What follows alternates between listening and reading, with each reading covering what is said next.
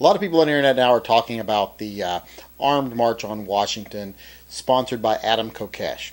And a lot of people have asked me what I think about it, what are my feelings about it, do I support it, do I not support it, do I think it's a good move, do I think it's a bad move, and they've asked me what I think of Adam Kokesh himself, so I thought I'd make this video tonight to address both those questions. Now, as far as Adam Kokesh himself goes, I don't know much about him. I'm not a follower of his. I haven't really paid a lot of attention to him in the media. I know he does a lot of stunts. And I know he likes to draw attention to himself. And I know maybe he has a vested interest. Maybe he makes his living doing these things. That could give you a negative impression right off the bat. But I try not to make such snap judgments based on just limited information like that, because I really don't know a whole lot about him. Now, one thing I do know about him is that I know that a lot of people have portrayed him as, okay, like he's mentally unstable. He admitted to having anxiety issues when he came back from overseas, blah, blah, blah. And I find all that to be very unfair. I find all that to be a negative thing in my opinion, because, you know, walk a mile in their shoes, walk a mile in a veteran's shoes, and then say you think it's unbalanced, that they have a little bit of anxiety when they come back, that they feel uncomfortable in crowds. That, to me, making that into a big deal is just not a good thing, period. There's just nothing good I can say about trying to turn that into an issue, because as far as I'm concerned, if you see some of the things they see, you go through some of the things they go through, and you come back and you don't have a little bit of anxiety, you don't feel a little bit uncomfortable in the crowds, you don't take a little time to readjust, then there's probably something wrong with you. But as I say, I don't really know a lot about Adam Kokesh. So all I can say is he someone with the movement's best interest at heart, or is all self-serving? Is this just for his own best interest? Is this for his own gain? Well, you know, I can't say either way because I don't know the man. I can say that at most I fear he's a sensationalist. He's a self-promotionalist. He is in this for the money. He's in this for the fame. He's in this for the publicity.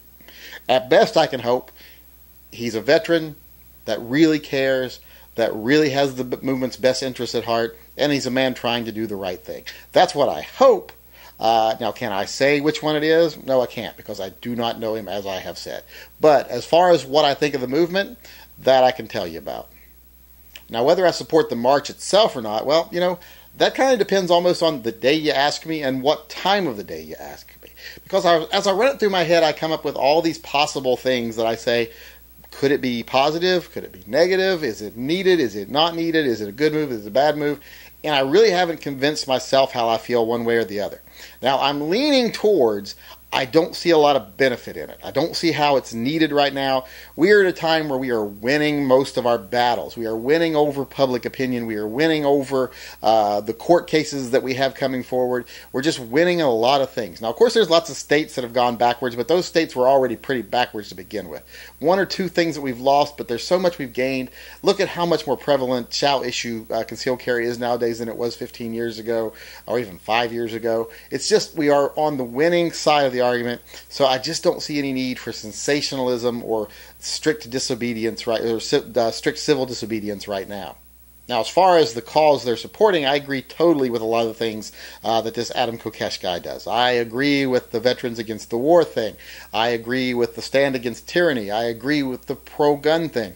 I agree with almost all of their practices and all of their principles. It's just that I wonder, is this the best way to go about having a demonstration right now? Well, would a demonstration that was less violent be better? And by less violent, I mean when the average person sees armed people with rifles marching on the Capitol, they don't see that as a protest. Rifles aren't seen as defensive.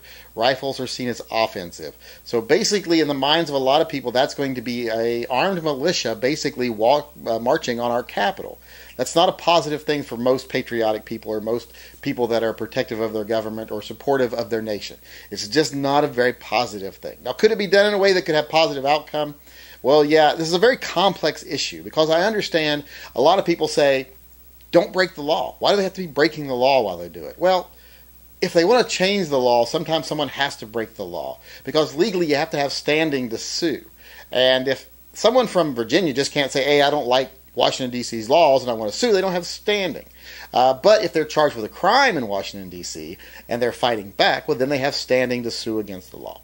So sometimes someone does have to be arrested, someone does have to break the law for a court case to even be brought forward. So I can understand that.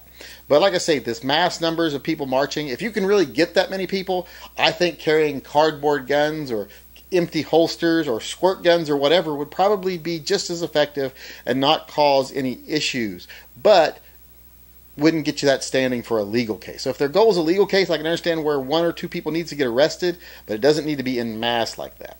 Now, I would hope that this guy is smart and actually supports the cause, because in a situation like this, there's going to be a time where they have to make the right call.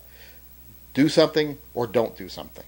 And there's going to be a time when if someone who's only interested in their own best interest is going to be willing to sacrifice other people or cause a bigger scene than necessary to get that attention to themselves. Whereas someone who cares more about the cause will say, right now we've crossed into territory where we're doing no good, we're only harming ourselves, we need to pull it back a little bit. Because, you know, being strategic is not being weak. Knowing when to do something, when not to do something is not a bad thing. That's a good thing. Strategy is how you win a battle. If you just ran into every battle swinging your fists wildly, screaming, you're not going to win a lot of fights. You got to know how to fight. And being strategic is knowing how to fight.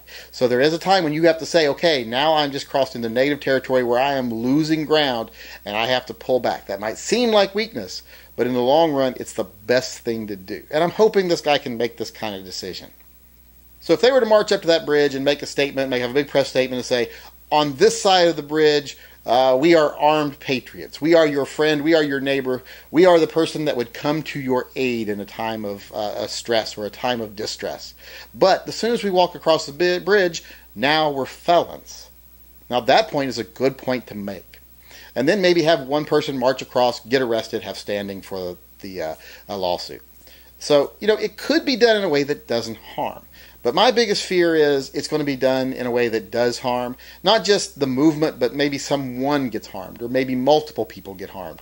Because, you know, tensions are going to be high if people are marching with loaded rifles. Police are going to be on high alert. They're going to be hands on their weapons. A single misfire could result in the deaths of dozens of people, if not hundreds, if there's that many people there. It could result in a backlash against gun owners, the likes of which we've never seen. So, I mean, so there's so much potential for disaster here. There is the potential for good, but it's almost outweighed by the potential for disaster. So it's going to have to be a very cautious thing. And I know I've rambled here for a long time, but, you know, in the end, it's like I support the cause. I don't know if this is the way to go about it. I don't know if the person doing it is the right person to do it because I don't know that person. So I just have to hope that they are. And I don't know if the movement is going to go in a way that's positive or it's negative, so I just have to hope that it goes in a way that's positive. Now, if it came right down to it, I would rather encourage people to not participate in something that I think is bad than I would have to condemn them later for doing it, especially when it's my own brethren that I'm having to condemn. So I don't want to be in that situation, but I don't want to say it's something I do condemn right off the bat, but it is something I would be very cautious of. It's something that I would think twice about participating in.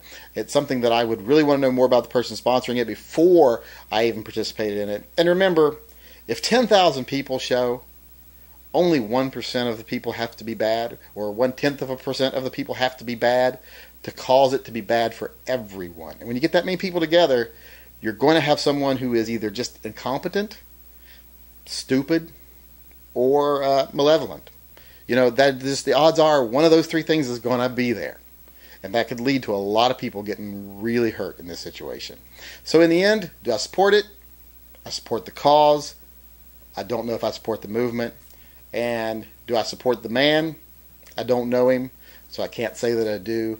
So my best advice to everyone is if you choose to participate in this, be very cautious and be aware of the dangers before you go. And if you choose not to, I don't blame you at all.